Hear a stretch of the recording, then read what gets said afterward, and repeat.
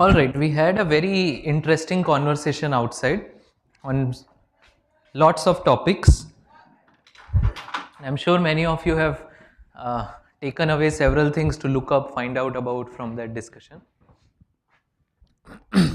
Let's continue with this. So, see, what we have understood in the last session from yesterday as well as the first session from today is that, oh, there is a lot of overhead that comes with object oriented programs, particularly related to memory, and that some of it can be optimized away, or it's a good thing to figure out if some of it can be optimized away. In fact, as some of you pointed out in the discussion outside the room just now, there are interesting optimizations that we would see in today's session that can be performed on Java programs or in general on object-oriented programs that have these kinds of overheads.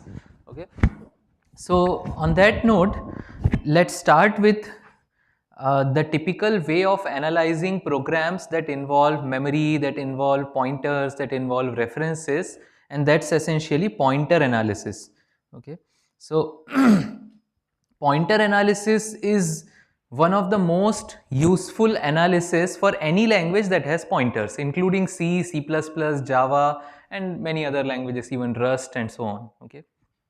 So pointer analysis in fact is very similar across different languages, but there are challenges which you need to take care of, sometimes related to language semantics. We'll study those challenges in context of Java, but the general idea of pointer analysis is the same across any language that has pointers.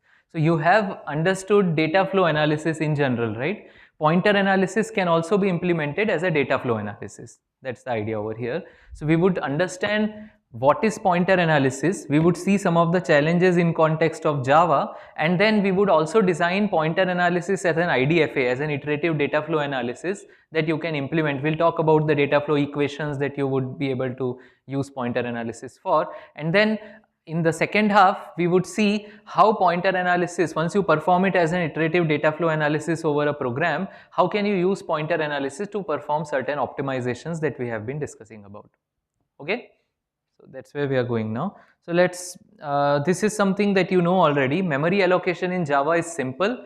Whenever you see a statement A equals new A, the first thing you do is allocate an object of class A on the heap. You have seen in the previous session what would be the size of the object and so on, what would be the structure and so on. Then you call its constructor. If there is a constructor with some parameters, you will call that one, else you will just call the default constructor. The constructor's job is to first call. What does the constructor do first? Call the superclass constructor. Yes, it calls the superclass constructor, which itself initializes the object of the superclass if it is part of the child one and so on. And then in the constructor you may have some code yourself which will get executed and initialize the fields hopefully. Well, you can write, constructor is just a function call, a function without a name in this case. So you can write any code there which works over here. You can access global variables, you can do any fancy stuff there. But the idea is a constructor should ideally construct the object. Once you have constructed the object, the third bullet here is you store the reference or the address of the object. So object is allocated on the heap, you initialize the fields, and then the address of that object is stored into the variable A over here.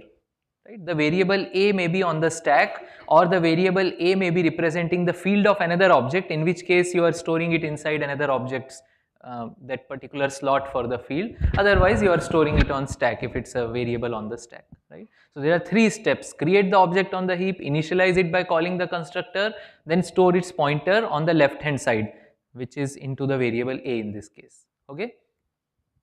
And as we mentioned, all objects are allocated by default on the heap, in Java at least. Variable A is stored on the stack frame, and yeah, this is something we have already discussed. So now, if you see here, there is one interesting thing. We have a name for this guy, A. We don't have a name for this guy, isn't it? It's just an object. It will get an address, but it doesn't have a name. Now, if I am planning to analyze a program, I need to be able to refer to the interesting parts of my program, right? So let's first think about a naming convention for objects so that we can discuss about objects more concretely as we go ahead, and we can develop data flow analysis, particularly pointer analysis in this case involving objects. So first of all realize that when I see, okay, let me go back to this example for one more time. If I have a method foo and I see this statement a is equal to new a, how many variables will this lead to the creation of? If the declaration is at the top, let's say, then in the stack frame of foo, how many variables of a type will this statement lead to getting created? One, only one, right? How many objects may this lead to getting created?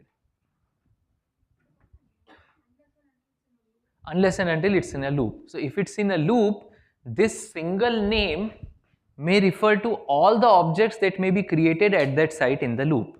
Right? So first of all, realize that giving a name to this object is an abstraction that we are coming up with. If we give it a single name, we are actually referring to all the objects that may get created because of this instantiation at runtime, okay, which is different from how a variable operates here. So if well, okay, so yeah, in loops, or if I have a new statement inside a method and if that method is called again many times, so each new statement may refer to many objects getting created at runtime. But let's give a name to all those objects allocated at line number L as OL. Okay, so if I have new A appearing at some line number 5, I'll say that I refer to the object created at this line as O5, let us say, with this convention, but be aware in your mind that that O5 may represent multiple objects at runtime whenever you execute that statement. Okay. And if the name that we give to an object is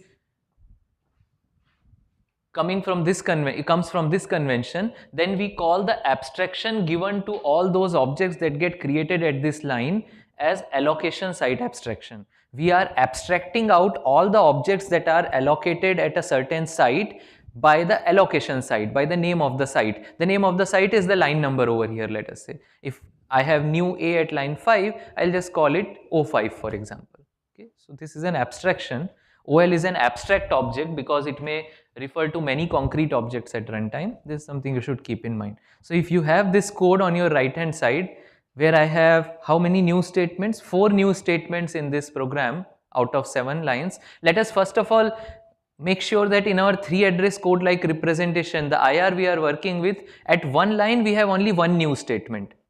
Okay, you could write multiple new statements in a line, but let's say we have split the program in a form such that each line has only one new statement, max 0 or 1 new statements. Then we can use our allocation site abstraction to refer to different allocation statements differently. So I'll call this object as O1, this object as O2, this one as O3, this one as O7. Alright, so this is our allocation site abstraction. And we have a finite number of objects in each program now. Even if some of them appear inside a loop, for example, we will have a finite number of objects in a program because the number of lines in a program are finite. So you cannot have an infinite number of abstract objects in a program if you use this abstraction for giving a name to an object. Can you tell me why is it important to work with a finite set of data flow values in an IDFA? Why am I worried about finiteness? Why am I creating this abstraction? So when you write a data flow analysis, if the set of data flow values is infinite, what will happen? There is no guarantee that it would terminate, right? So in order to, you might have been taught a few days ago that in order to guarantee that a set of data flow equations that you have written would lead to a terminating analysis, you need some guarantees. One of them is the height of the lattice of data flow values should be finite, right? Second, there was one more thing. Your data flow function should be monotonic, right? It should either grow or it should either shrink. It should not happen that at one point your set of live variables in one iteration grows, then in another iteration at the same point it shrinks again, then in the next iteration it grows again, then shrinks again. If your data flow function is not monotonic, there is no guarantee that your analysis will ever terminate. Right? So any data flow analysis that you write requires these guarantees: monotonicity of the data flow function encoded by the data flow equations and finiteness of the height of the lattice of data flow values, right? So for that, this is useful, as you would see once we develop an IDFA for pointer analysis. Having a finite number of objects in the program becomes important. Okay. And of course, we got a name for each object. So we can now, as we are discussing in this room, we can talk. I would say, oh, who points to O2? Can you tell me who points to O2? I can ask this question now because I have a name for that object. And you may be able to say that, oh, the field F of the object O1 points to O2. I hope you can read this like this, right? A dot F does not point to O2. Well, that's also one way of saying it, ki A dot F points to O2, but which object's field F really points to O2? O1's field F points to O2. Similarly, what happens at line 5? D starts pointing to the same object that was pointed to by A. What was being pointed to by A here before this statement, in the in of this statement? O1. We'll study this more properly, but just to convey to you that giving names to these objects is very helpful even for discussing, right? I can say, oh, after line 5, D points to O1. Okay. By points to, we just mean you have a reference of that, or you have the address of that object stored in this reference variable. Okay. So, fine. If line numbers are not unique, if I have A dot class and B dot class, in A dot class there is a method foo with line number 5, let's say, and in B dot class there is a method bar with also is at line number 5, then you can give complicate our naming scheme a bit more. You can prepend this 1, 2, 3, 7 with, let's say, the name of the file in which this line number occurs, or the name of the class underscore name of method underscore the number, and so on. So for simplicity, we would assume that we have all the code written in one file in some way such that we can, every O3 there are not two places where you have the same object O3 being created, but in reality that's very, it's a trivial extension. You can maybe append it with the name of the file. For example. Am I just killing batteries? No, this is fine. Okay. So, all of you with me till now? We have just, so if someone were to ask you while studying pointer analysis, what abstraction did you use for objects? It's the allocation site abstraction. We are identifying each allocation site uniquely. Okay. And then there is another interesting thing to keep in mind here, which is may versus must information. This also you might have learned. Did you learn about may information and must information? Okay, but this is also relevant. I mean, any data flow analysis you can associate with may versus must information. So this will be useful to you in general too. Let's say I have this program and there is a conditional here, and let us assume I don't know what will this resolve to. Whether this will be true or false is not known to the compiler or to you or to the program analyzer basically. So if I ask a question, which variables may get assigned some value in this program, what would be your answer?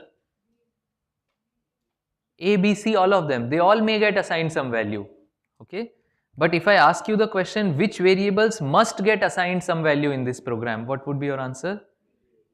A. Only, I mean D, of course, we are ignoring D, let's say, only A. There is no guarantee that B and C will be assigned some value in this program. So you have to always tell whether you are computing may information or must information. So if I say A, B or C, all of them may get assigned some value in this program, it's may information. So when you compute liveness information, for example, was it may information or must information? Sure.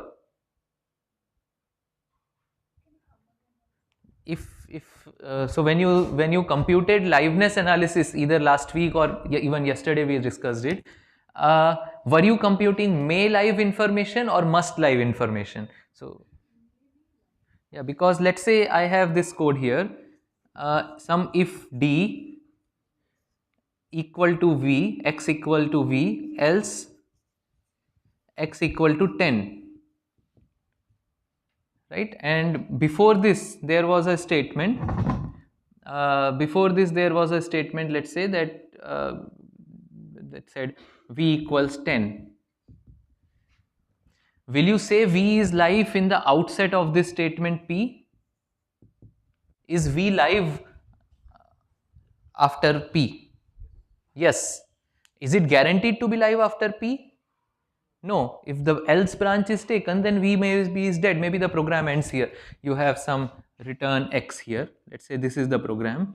If this is the program, and assuming all V and X's are local variables, under that assumption, when you said V is live here, I hope you said V is live here.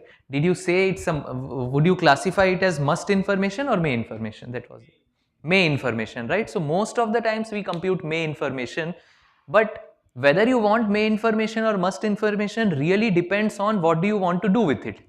So if you were eliminating det code with liveness information, and if I did not come with may information here, what may go wrong? If I computed must information for this analysis, I wouldn't say V is live here, because for it to be true, it must be true in all the paths that can be taken after that program point. So you would say, oh, V based on must information, V is not live here, which means you will delete this det code. If you delete this, and if the program takes this branch at runtime, it will not find any value, or maybe there is some garbage value which it will assign over here. So programmer wrote correct code, compiler marked something as det code erroneously and removed it. Or maybe compiler also is doing fine, but the analysis writer supplied wrong information. Things may go wrong. Okay, at runtime there may be a problem. So you have to always think, same with register allocation.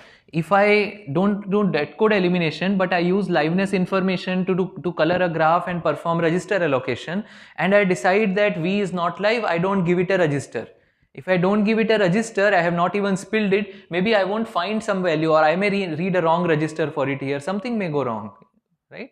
So most of the times you would see that you have been computing may information, but there are cases where you need must information. Ask me later if you want one interesting case that we have found in Java pointer analysis recently. But you should always be clear about whether your data flow analysis is computing may information and must information. Okay. So may analysis will compute some information that should hold in at least one execution of the program, and must analysis will compute some information that should hold in all the executions of the program, as you have understood right now. Okay. And we usually compute, when I similarly say x points to O1 at particular point, I am basically saying x may point to O1. When we will talk about pointer analysis in the next few minutes, we will basically talk about may points to relationships, not must points to relationships. Okay. So under this, now let's try to study pointer analysis as an IDFA properly. So as you know, a reference variable on the stack may point to one or more objects in its lifetime. In the beginning, if I just say ax semicolon, in Java, x does not point to any object. I may say x equal to new a at line 5, which means x may point to O5 after that point of time. I may again say later on x equal to new b at line 7, so now x points to O7. So that's one thing to note. A variable, a stack variable may point to different objects at different points of time. Like different variables may be live at different points of time, like different expressions may be common at different points of time, different variables may point to different objects at different points of time. It's a flow sensitive analysis. Okay. So we would store such points to relationships where we tell which stack object is pointing to which set of objects at a point of time. Let's store such points to relationships in a map called a stack, in a data structure, let's say, called a stack.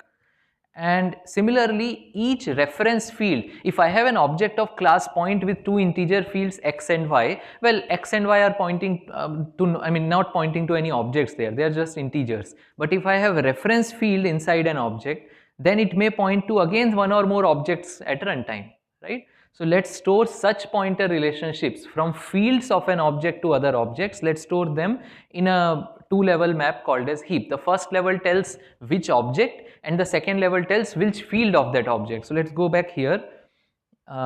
In this case, if I want to say a points to O1, Where will I store this information? On the stack or on the heap? I mean, in our stack data structure or heap data structure? No, stack data structure. See, we gave this convention now, right? That let's have two data structures to store points to information. See, where did you store liveness information? In what data structure did you store the set of live variables? No, in a set,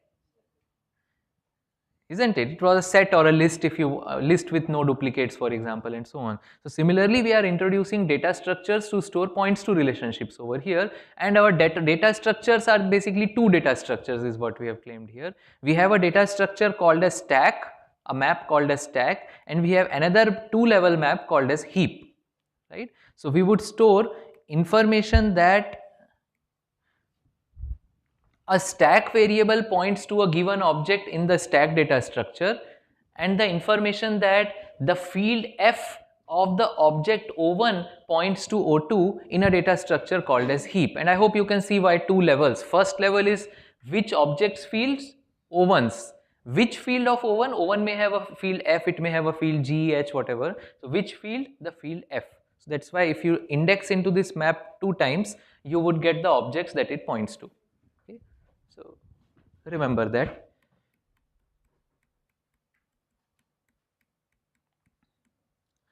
And note that the points to values are sets. Why? So the data flow value here, the value of this key value map, the second element of this key value pair is a set. Why? If you have an if condition, let's say an if some condition a equals new a, else a equals new b. What does a point to at the merge point? We are maintaining may points to relationships, as we said. So let's say this guy's name is O1, this guy's name is O2. What is a pointing to after this merge point? Well, phi is in SSA form, we don't have phi here. It may point to either O1 or O2, which means we have say that a may point to the set O1 comma O2. Okay, so this is what we are using as the points to set. So that's why this says the points to values themselves are sets. Okay, so this is the convention we would use. We have a map called as stack that refers to points to sets being pointed to by given variables. We have a map called as heap that refers to points to sets being pointed to by the field of given objects. Okay, that's our data flow value for this analysis. A combination of these two maps is our data flow value. So if this was the program, we would say stack of, now it will be crystal clear to you. In order to store points to information for this program, we would say stack of A is equal to the set containing O1. Does that make sense? Since A may point to O1 here, and we said those data flow values should be sets because A may point to multiple things after merge point, for example, we would say stack of A is equal to O1. What should be stack of D? Stack of C is, okay, stack of C similarly is O3. Why? Can you figure out why stack of C is O3? Is the set containing O3? Yeah, so C is being initialized to A.F.G. A is pointing to O1, O1.F is pointing to O2, O2.G is pointing to O3, and hence after this statement C is pointing to a set in which there is O3, right? What about stack of D? What's there in stack of D? O1, stack of E, O2, right? Stack of F, O7. So note that this is a local variable F and this is a field F in the class of object A. We're going a bit slow, but I hope, please ask questions if you don't understand anything.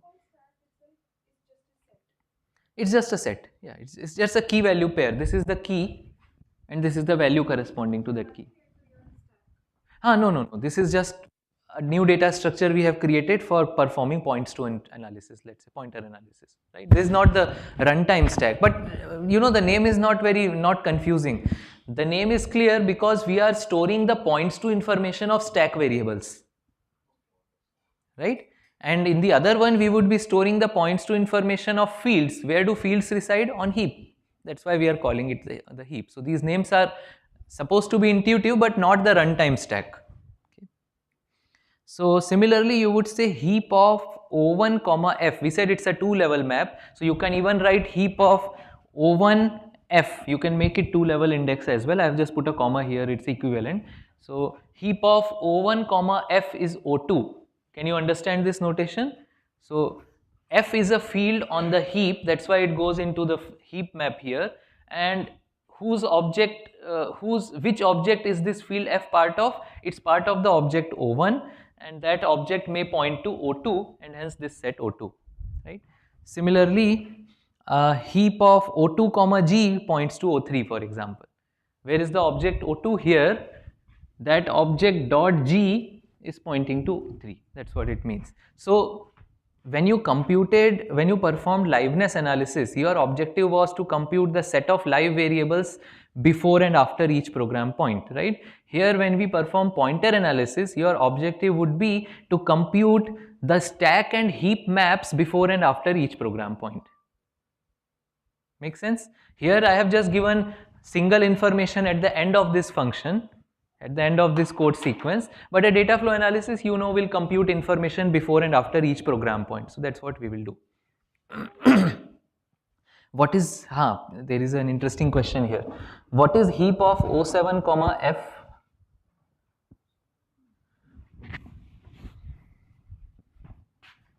Heap of O7 comma F.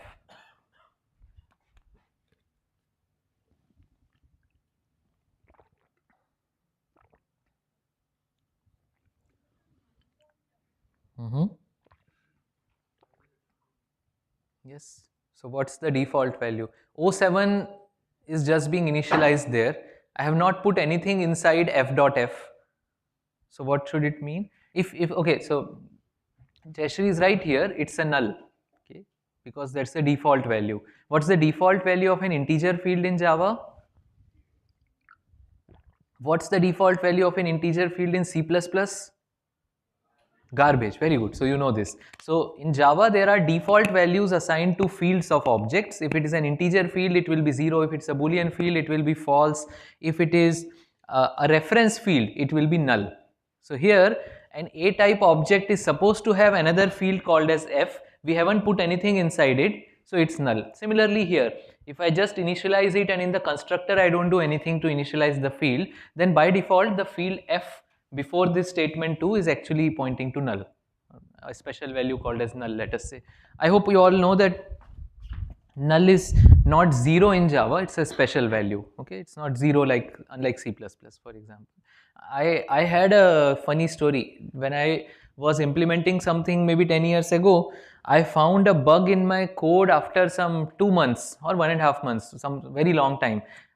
Because I had started writing Java code for the 2 years before that, and then I was writing some C++ code in a Java virtual machine. It was written in C++, and there I had some if condition somewhere. If something not equal to null, capital null in C++, then do something. And it took me 1.5 months to realize that initial value of fields in C++ is not null, and hence that if condition was getting triggered in the reverse direction.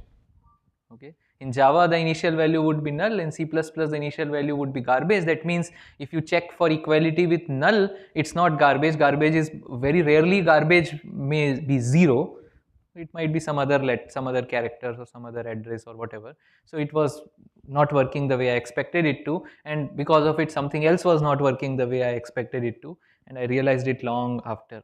Anyway, but there are some of these quirks, some of these differences between languages that you need to be aware of, like the initial value of field. C++ garbage, Java it's null. So heap of O7 comma F here is null right now. All of you with me? Yeah, in fact, so these points to analysis, as you can see, we are storing them into 2 data structures. Many people, Omkar will kind of agree, kind of make a funny face here when I mentioned that lot of people store such points to facts in databases, and they retrieve them using database languages like SQL and Datalog and so on. Why would Omkar find it funny? Is he's struggling with a tool where they do like this and that they do something wrong and so on. But fine. So this is, think about it as a database of pointer information that you can refer to. Either you maintain it manually in a map, or you can even maintain it in a database, for example, a real database, and query it in a compiler whenever you need it. Okay, so now let's talk about an intra-procedural pointer analysis. Intra-procedural, what does intra-procedural mean? Within a procedure. So you won't, when you see a method call, you don't know what happens inside that method call. That's what intra-procedural means. Okay. Similarly, if you get some parameters as input, you don't know the value of those parameters. If it is inter-procedural, you would go ahead and look at the methods that you call as well as the methods that call you and try to figure out what's happening over there. But intra-procedural means you don't know about other methods, you only know about yourself. You are performing an analysis over the control flow graph of the current method. Okay. So if you see this statement at line L or label L, whatever you want to call it, if you have the statement V is equal to new T, some type T, what data structure should I update? See, we are now designing data flow equations for pointer analysis. We have two data flow sets, or two data flow maps if you want to call them that way, which is the stack and the heap. What update should I perform after processing this statement? Stack of V is equal to O1, or not O1, OL, because it's at line number L. That's our allocation site abstraction. So the data flow equation for processing this statement is, or basically the transfer function for processing this statement is as simple as stack of V equals the set OL. What does it mean? If V was pointing to something else before, what would happen to it now? It's killed.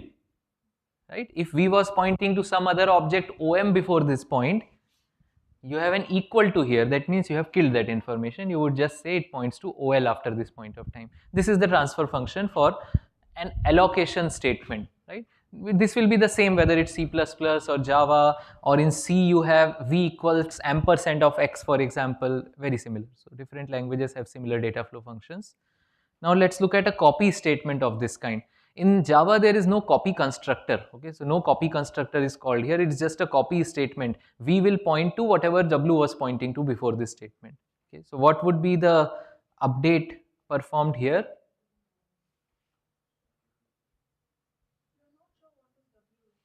Yeah, so W is pointing to something. Can you write the data flow function here without knowing what is W pointing to? Stack of V equals stack of W, right? So whatever is there in stack of W should be copied into stack of V after this point of time. All of you with me? Which other statements should we handle? What all statements do you think are interesting for pointer analysis? The slide is not full, so there are a few more. But which one do you think will be there, the next one? Field updates. Huh? Huh? What do you mean by dummy pointer? Double pointers. Oh, let's simplify. Let's assume that we have broken down code into a format that at any statement I don't have more than one dereference. So if it is a.f.g equal to something, let's say we can break it down into 3 address code, right?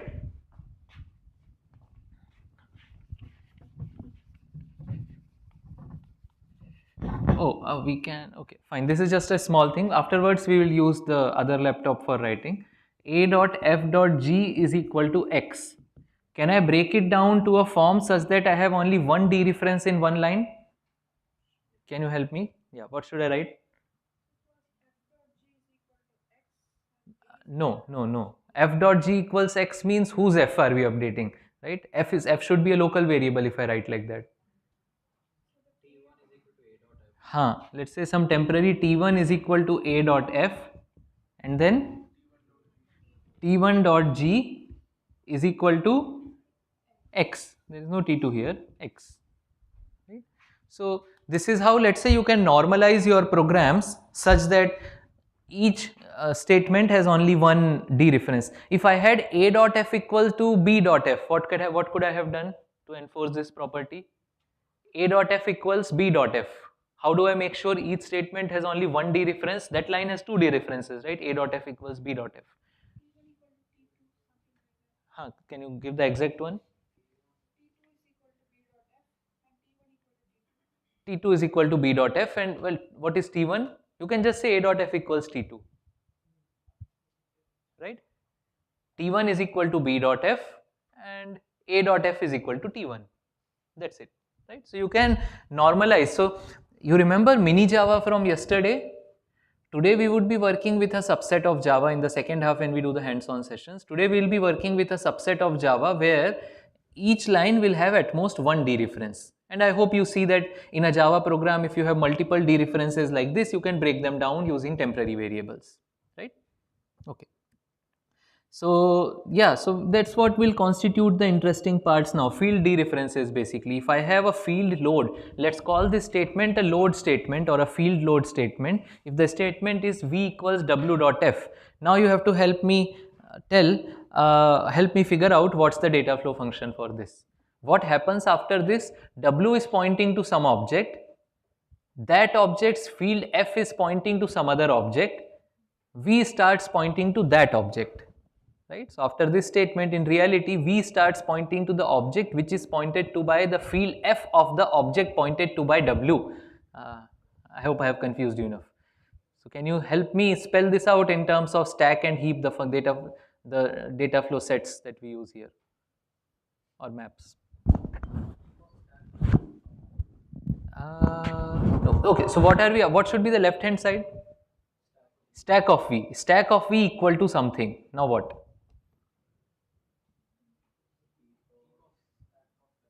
Heap requires two things. Heap of w comma f, no. Heap of stack of w comma f, partly right, still some improvement needed. Still some more change needed. You are going in the right direction. Heap of stack of w comma f.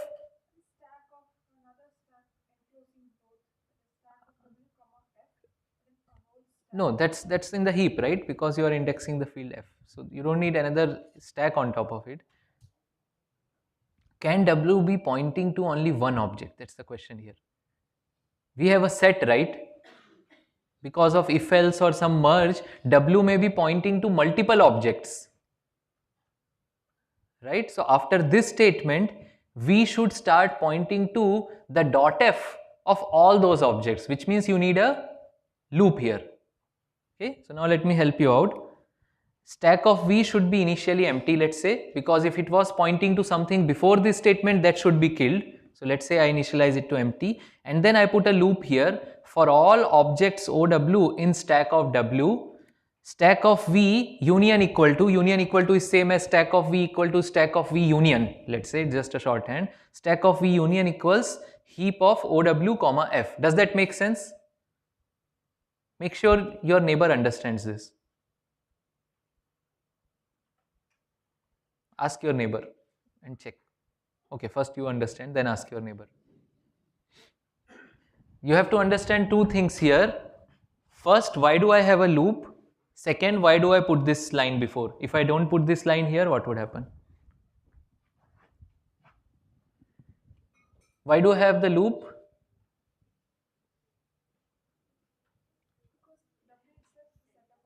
Yes, W may point to a set of objects, right? So for going over all those objects, I have put a loop here.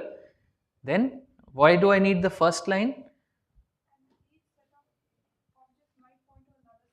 Correct, correct.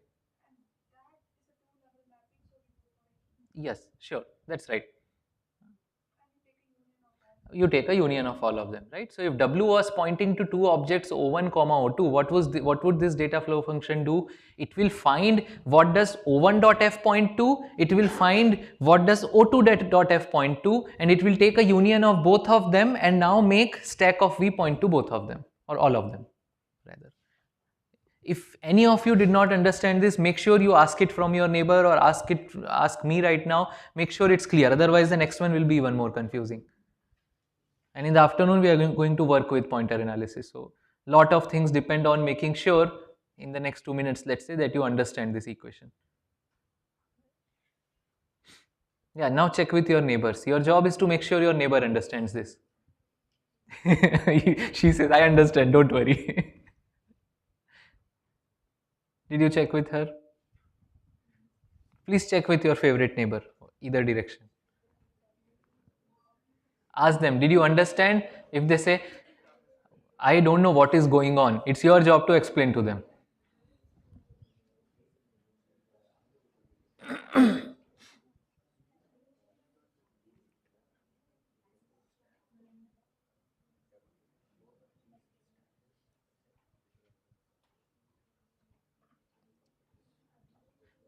Okay, I don't see question marks on most people's faces. Mostly you have understood. And why do we need this first line? What if I didn't have this first line? What would happen? Default, whatever it was pointing to before will still remain inside, which should not happen, right? If it was pointing to something before this statement, it doesn't point to that thing anymore, and hence that should be removed from here. Now let's look at the fourth statement. What should be the fourth one? V equals new t allocation, V equals W copy, V equals W dot F field load. What is the next one? Before methods, intra-procedural. Field stores, right? So V dot F equals W. What happens after this now? See, the box is smaller, so it's simpler than this one. But what happens?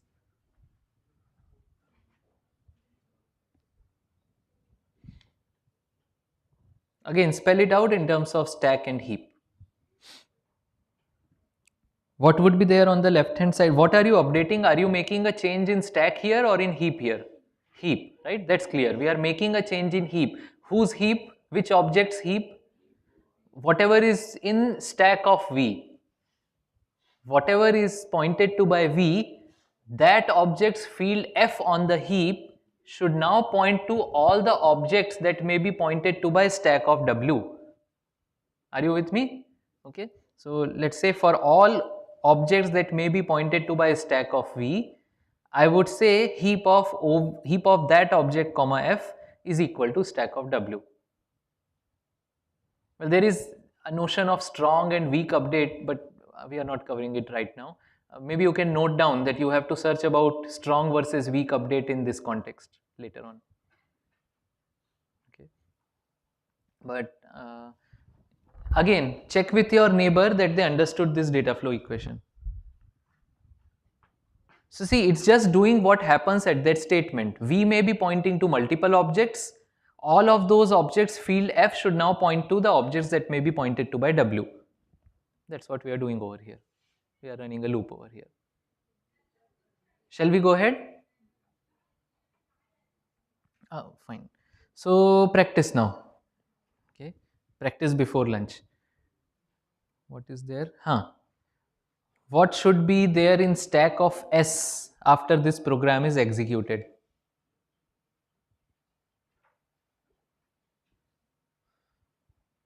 If you are feeling tired, shall we, can these fans be turned on? I think the room is getting stuffy. Yeah, sure. So what's there in stack of S? If you perform, let's say, pointer analysis using these data flow equations, you will be able to populate stack and heap for all the variables at different program points. So let's say we talk about the end, what's there in stack of S.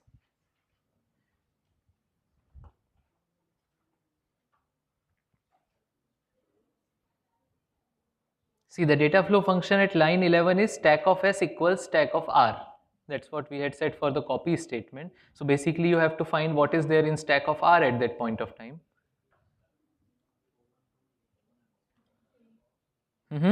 Louder.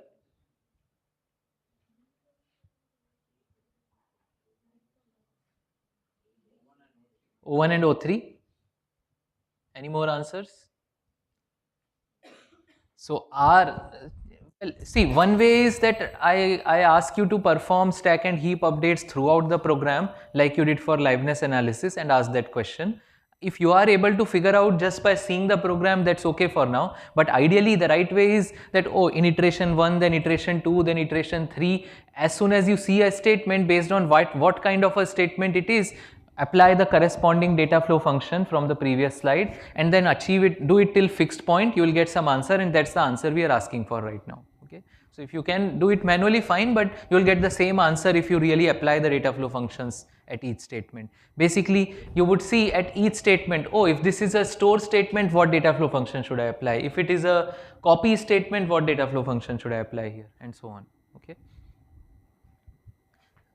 Like you earlier used to create an equation saying, oh, live of something equal to gen of something minus kill of something, union use of something, and so on. Similar thing here, you are applying a data flow function based on the kind of statement you are at. Okay. So what should be stack of S? Would everyone agree with O1, O3? Yes, because S equals R may be pointing to, so R will have stack of A here, stack of A has O1 here, stack of B has O3 here, so R will get O1 here, R will get O3 here, and at merge point what did we do if we get O1 comma O3 at the end? We take a union. So what is our merge operation here? Union. Okay. And whether it's a forward analysis or a backward analysis. Why backward? No, no. Okay. Okay, interesting. You figured it out in a backward manner. But if you were to do it for all the iterations, what is the direction of the flow of information here? Forward, right? The information is flowing forward. Well, of course, you did as a demand driven backward analysis, right? Okay. More questions. Uh, for which all objects X does O12 belong to heap X comma G? More complex question. Can you answer this question? Oh, who answered this? Okay. What's your name? I forgot. Arnav. Yeah. So Arnav says O5, O6.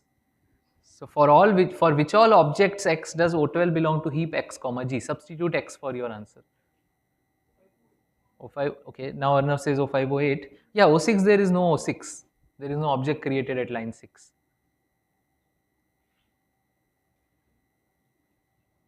Work out. You can work out together with your friends as well, but try to do it.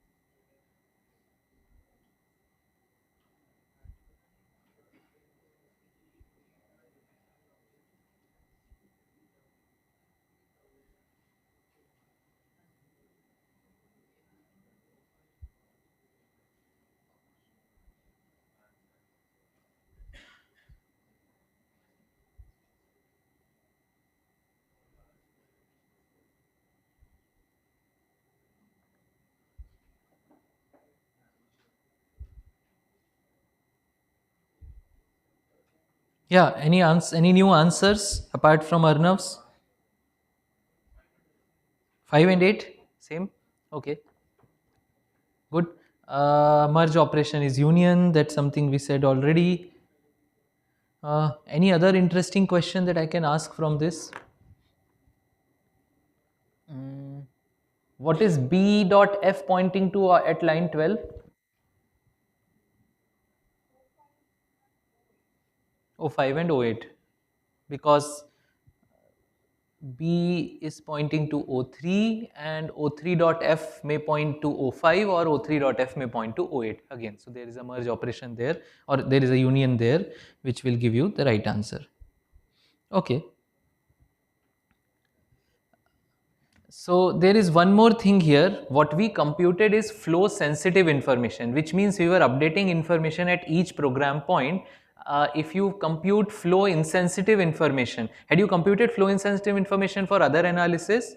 So flow insensitive just means you don't bother about the flow, you just compute some information which is true for all the program points. Okay. So if you were to perform flow insensitive analysis for this program, or rather, what would flow sensitive tell you? That stack of A is O1 from lines 1 to 3, and at line 4 what did you do? You do A equals B, which means A will start pointing to O2. So stack of A becomes O2 after line 3.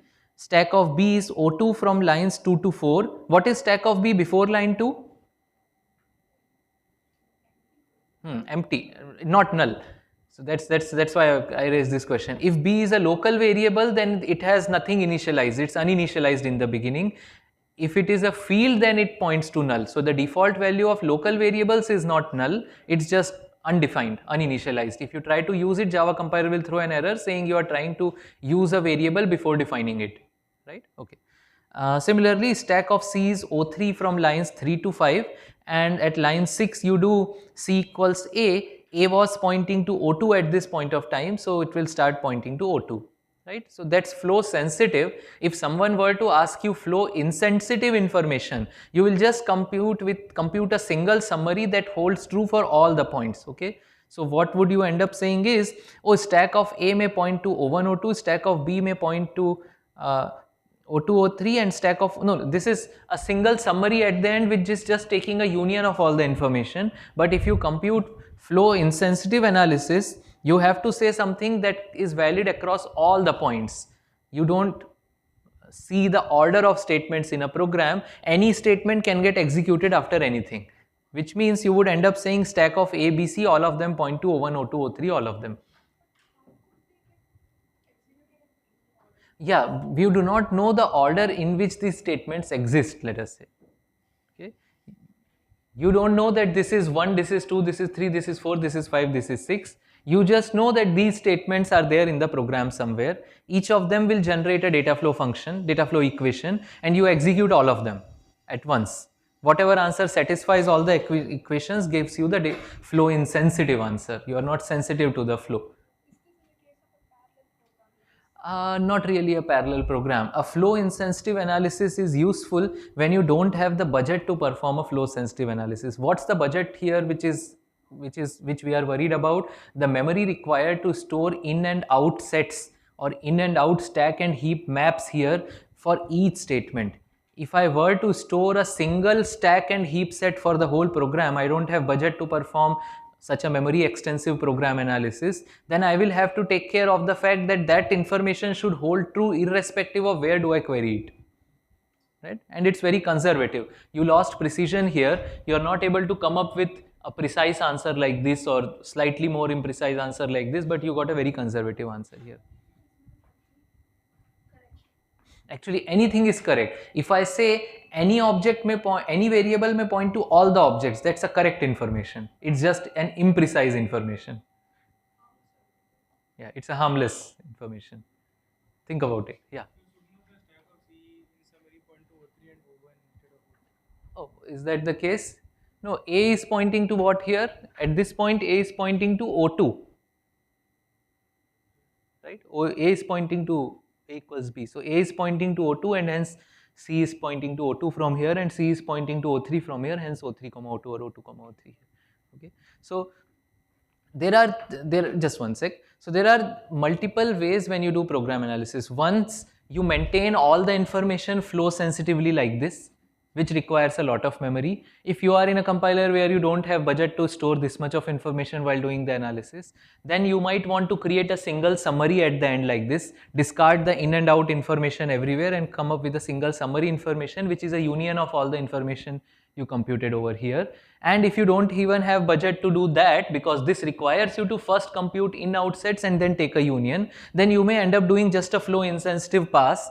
A flow insensitive analysis will just store a single data flow set for the whole program, no in out for different statements, and hence you have to assume that this information should be correct. It should be a superset of all the right information at any point of time. Such approximations may be fine for some things. Here it looks like, oh, it's too conservative, but it's sound. So this gives rise to the definitions of soundness and precision.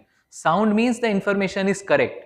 It may be imprecise, but it's correct. And precision is a relative term. Precision means, oh, this is more precise than this, or rather the other way, this is more imprecise than this, or this is more conservative than this, but this is also sound, this is also sound, this is also sound.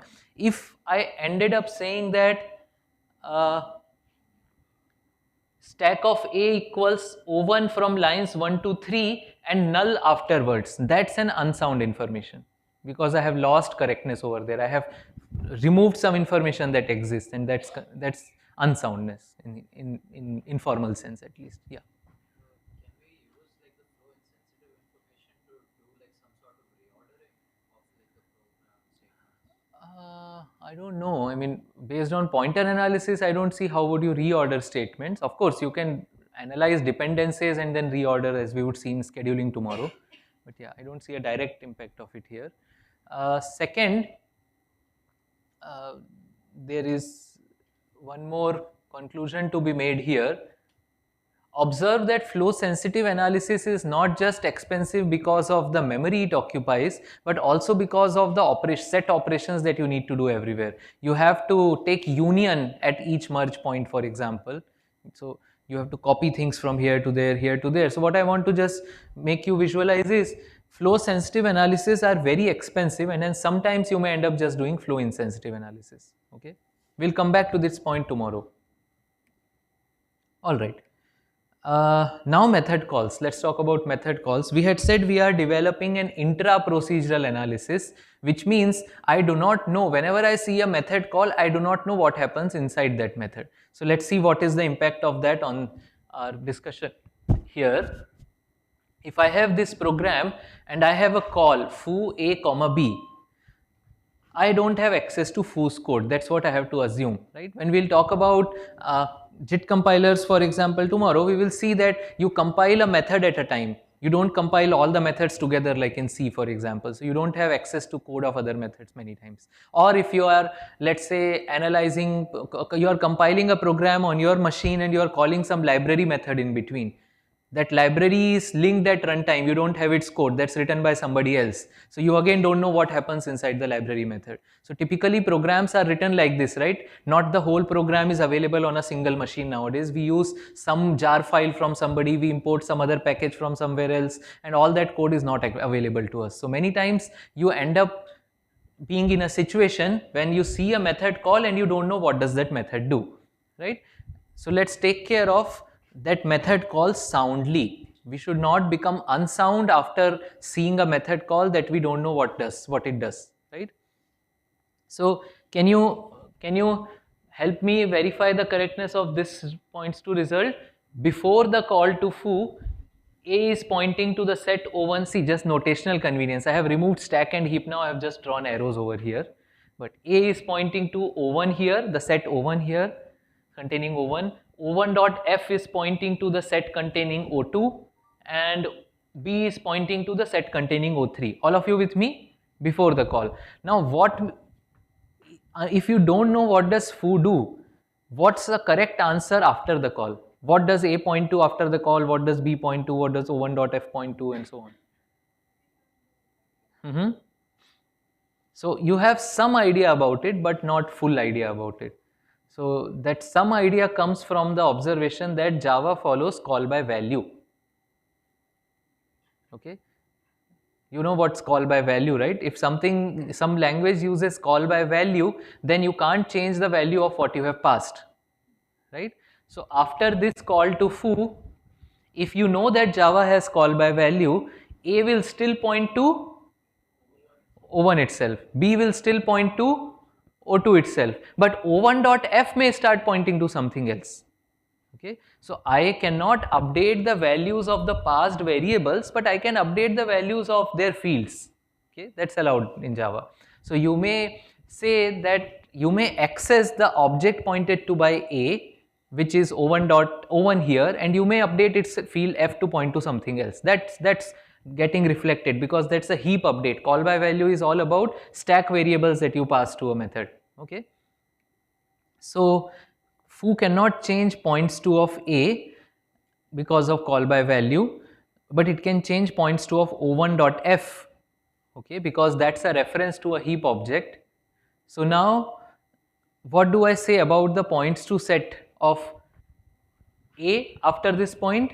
It points to O1. B after this point, after the method call, still points to O3. But what do I say about O1.f? What's the sound correct answer without seeing foo's code? Universal set in some sense. It may point to O3, it may point to O1, it may point to null. Maybe I took two parameters P1 and P2 and I said P1.f equal to null. So maybe it started pointing to null. Maybe I created another new object inside foo, some object O10, and I said P1.f equal to O10. So O1.f in this case may start pointing to O10 and so on. So it can point to literally almost anything. Well, there you can restrict the set to some extent. Can somebody tell me, instead of universal set, a slightly tighter answer? Universal set means it can point to any object allocated in the whole program. Can you give me a slightly tighter answer? Hint is, think about f's type. There may be some type of that field f, right? If its type is some monkey, it can only point to monkey objects or rhesus macaques or bonnet macaques. It cannot point to dogs or cats or animals. Does that make sense? So you can restrict the universal set a bit based on the types of the object. So you can say, you can ideally say that, oh, after this point, O1.f may point to any valid object that can be pointed to by the class of the field f.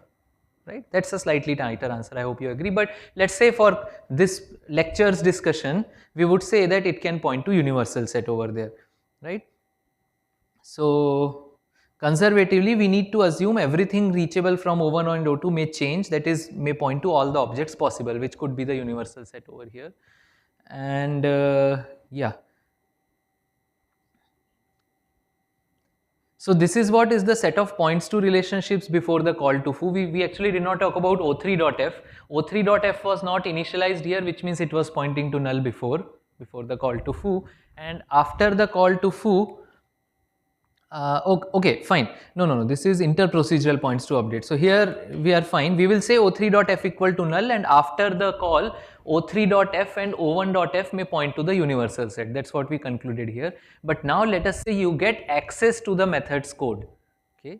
If you have access to the called method's code, you can perform interprocedural analysis, which means whatever happened inside foo, you can integrate it back in the caller.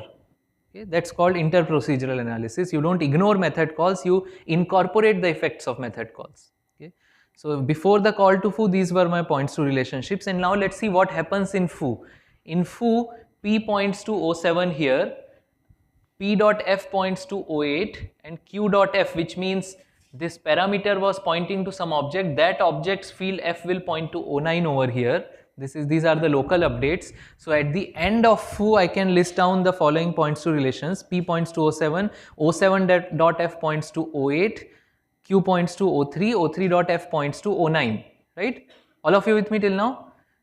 And now points to relations after the call to foo. What does A point to after the call to foo? O7 or O1? We just now said we have call by value. So it will still point to O1. A will still point to O1. What about O1.f?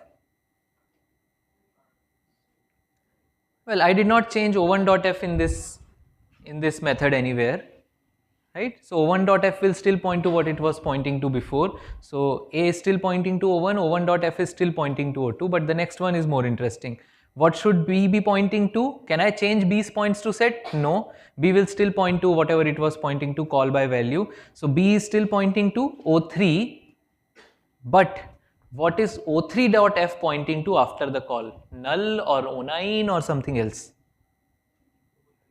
O9. Yeah, so that's what you should try to understand, that we have passed the values of the references, the top level references, but if we access an object through that reference and update its field, that will get reflected, because I have not copied the whole heap while passing that to foo. I have just copied the arguments, the actual arguments, while passing them to foo. Okay, so O3.f on the other hand, after this call will start pointing to O9. So if you have access to a method's code, you can update it like this. See, we have not really defined this very precisely using data flow functions. You may, if you think more, you would be able to come up with data flow functions to process a method call and come up with a more precise answer like this, instead of saying that O3.f may point to the universal set and O1.f may point to the universal set after this call, which we would do if we didn't have access to the methods code, or if we didn't have budget to perform interprocedural analysis and so on. Okay, all of you with me? So this is more precise for sure. Okay, so let's understand what is call by value exactly in Java's context, to avoid all such confusions. Can I use this side? Yeah, this is blue. So let's use this side. Let's look at what's the stack and the heap before the call. My heap is amoeba and I have a stack here. Give me a name for the method that calls foo. Main. Okay, so this is main and this is the heap, right? At this point, before the call to foo, A is pointing to O1. So O1 exists on the heap. Its structure is something we have studied in the morning already, so I'm not drawing it now. O1 is on the heap and there is a variable A which is pointing to O1. Right? This is in reality what's happening during program execution. Then when you see, you also had O1.f equals O2. Where is O2 allocated? On the heap itself somewhere. So there is an object O2 here, and the dot f, there is a slot for f here. That dot f points to O2, right? Now B points to O3. So similarly there is an O3 here and there is a variable B on the stack which points to O3. And if there is no outside pointing edge, let's assume that it's all null. So O2.f is null, O3.f is null, and so on. Okay, I'm not drawing nulls there. And now inside foo, what happens? I do call by value. I create a new stack frame for foo when I call foo, and I have two local variables here, p and q. When I say call by value, what do I mean? I copy the references by value. Okay, what are the references? A and B. A is pointing to O1, so P also starts pointing to O1. Yes, we copy the reference, right? When B maps to Q, Q starts pointing to O3. Okay, this is what happens during the call. Now when I said P equals new A, what did I do? What is that new A? Where is it allocated? O7. O7 is allocated on the heap. There is no partition in the heap. It can be allocated anywhere randomly. Based the operating system, based on its best fit or whatever policy gives you the amount of space, the JVM in this case will request the amount of space required for O7, those 20 bytes or whatever that we computed, and the operating system will give you the next available 20 bytes based on whatever algorithm it uses for space allocation, and that space will be allocated for O7. A reference to this will be stored into P, and this one will be killed, right? Our data flow function told us that this one will be killed. So P will now start pointing to O7, right? P is no longer pointing to O1. Now when you say P dot F equals nu B and O8, let's say there is an O8 here and O7 dot F starts pointing to this O8. Then I say Q dot F equals nu B, which is O9. Let's say I allocate an O9 here. Q is pointing to which object? O3, and O3 F starts pointing to this O9, let us say. This is the structure, and when I say call by value, it means that A and B would still continue pointing to what they were pointing to. Their pointees cannot be changed. But if you try to refer to O3 dot F by the reference A3, see, how can you refer to O3 dot F in the caller? By saying A3 dot F, right? You ask for what is A3 dot F pointing to in the caller when you come back from foo. A3 is pointing to which object now? Or not A3? Yeah, A dot F. No, O3 is being pointed to by B. So you will say B, what is B dot F pointing to? Right? That's the way you can access that object. What is B pointing to? Still O3. What is O3 dot F pointing to? O9. That's the change that has been made in the heap already. Hope it's clear now, right? So when you pass something by reference, you are just passing. When you pass something by value, you are passing the references by value here, right? A and B are references here. You're not copying the whole heap and creating a copy of it and passing. That would be too expensive. Maybe some language may do it, but that's too expensive, isn't it? If you want to implement a language where if you pass something to a method, the method is not allowed to make any changes to the heap state that exists before the call to the method, you may want to pass the whole heap by value, but that's too expensive. Java doesn't do that, at least. Okay. Fine. The last point we want to understand before breaking for lunch is the notion of reachability. Okay. An object OX, because we would use this notion to perform optimizations after lunch. So an object OX is said to be reachable from a variable V if you can access OX starting at V. An access path is just a way of accessing that object. So if you can access an object through that variable by doing something like V dot F dot G dot H something, then that object is reachable from V. Okay. So in this case, yeah, this was something we have already seen. This is the full answer of what you were working out before. So we have the points. Okay, I am confusing you enough. Instead of stack and heap, now I am writing everything as points to points to points to. Okay, I hope you will excuse me for that. But this is the state of the points to relationships. I have just included stack and heap both. These are stack ones and these are heap ones. And this is the set of points to relationships after you perform your pointer analysis IDFA over this program. You would say the objects reachable from A are O1 and O2. Why? Because from A you can reach O1 and from O1 you can reach O2. Okay. Similarly, what are the objects reachable from B? O3, O5 and O8. Yeah. So keep this point in mind. How do you find reachable objects, for example? Even O12. Right? From B you can reach O3, from O3 you can reach O5 and O8, and from O5 and O8 you can reach O12. So O3, O5, O8 and O12, all of them are reachable from B over here, and this is useful for many applications. It's useful for parallelization. For example, if an object is not reachable, if an object is reachable from a global variable, then it may be accessed by multiple threads. That means you need a lock to access that object if you want to enforce mutual exclusion. On the other hand, if an object is not reachable from a global variable, that means it's not a shared object, it's a local object. You can remove any locks if somebody has taken a lock in accessing those objects. So these are useful for many optimizations, some of which we will understand in the second half as well.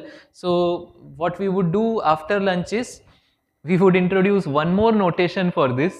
We would draw all this as a graph like we did over there, because see, reachability is very easy to see, visualize as a graph, right? So what we would do after lunch is, we will draw points to analysis, points to relationships like a graph structure, so that we can just perform a depth first or breadth first search in that graph and figure out what is reachable from what, and based on those reachability pieces of information, we would perform some interesting optimizations. And we will also have a hands-on session in which you would be able to see again the same graph structure that you would learn. You would be able to see how to generate it, how to play with it, how to perform certain optimizations based on it, and so on. Okay, that's what we are going to do in the second half. Any questions?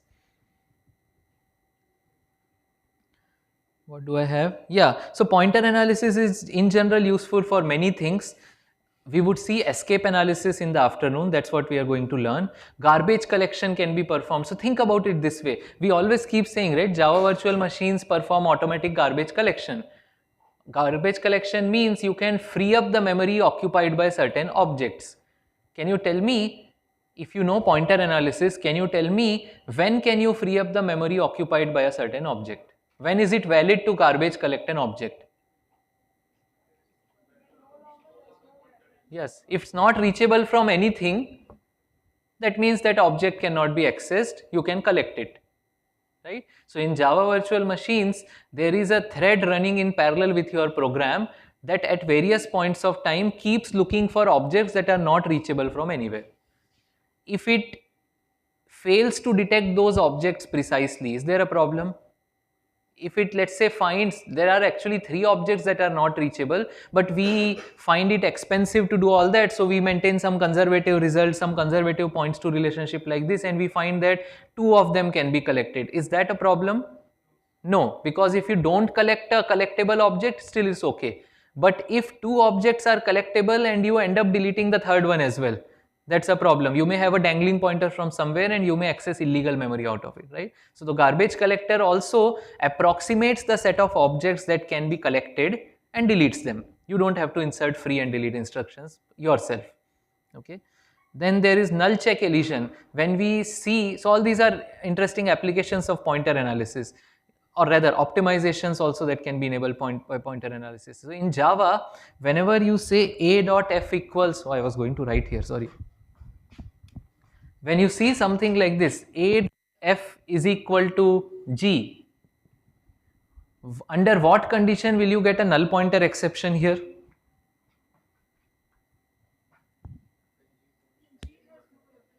No.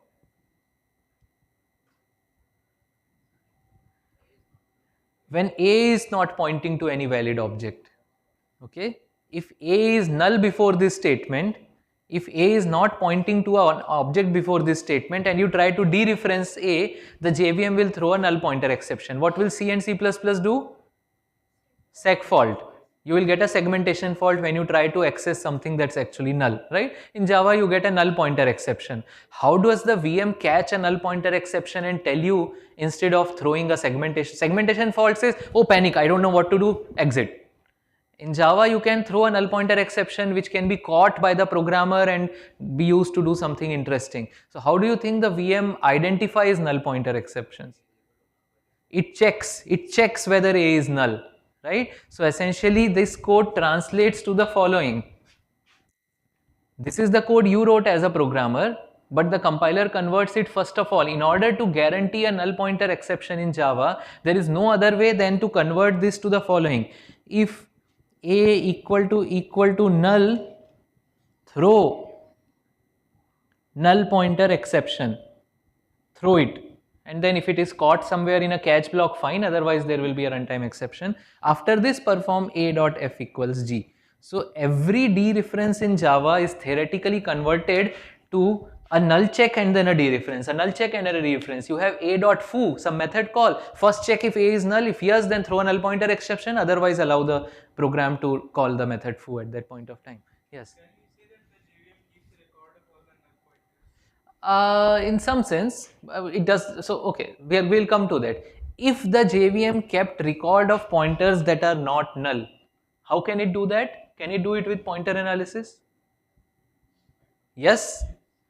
So, if you were to perform pointer analysis as an IDFA in the JVM, you can find out scenarios where A is guaranteed to point to some object instead of pointing to null, and you can remove these checks in the compiled code, right? So if your compiler performs pointer analysis, it can actually remove all these additional null checks or all the redundant null checks which are theoretically needed, because Java's guarantee is to give a null pointer exception if you try to dereference a null, right?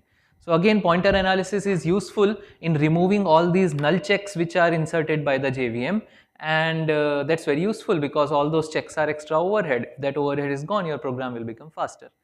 So that's one more thing. There are various loop transformations. If you have to parallelize a loop and in two different iterations you have two variables, but you guarantee that they cannot point to the same object, that means they can run independent of each other and so on. So there are various such things. If you have a method call, this we discussed yesterday briefly, if you have a method called a.foo, and A is of animal type, it could be an animal foo or it could be a monkey foo, let's say, or any dog foo, whichever extends animal. And but if you have pointer analysis, and pointer analysis can, if it tells you that at this point A can only point to a monkey type object, not an animal object or not a dog object, instead of routing that call through the V table like we saw in the morning, you can directly make a static call over there, make a direct jump to monkey's foo over there, for example. So you can resolve virtual calls also based on pointer analysis information. So again, you can optimize the program further.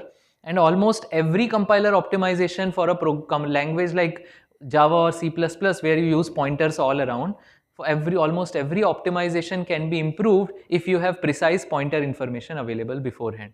Okay, because based on that information you can optimize away lots of things. So we will see in the second half, or in the winter school, we will see this. I hope you have got some idea about the others as well, at least these two and this one we discussed in a bit detail. How can pointer analysis results be useful for performing these, and we would see this one in much more detail. All right, done, finally done before lunch. This is just extra information.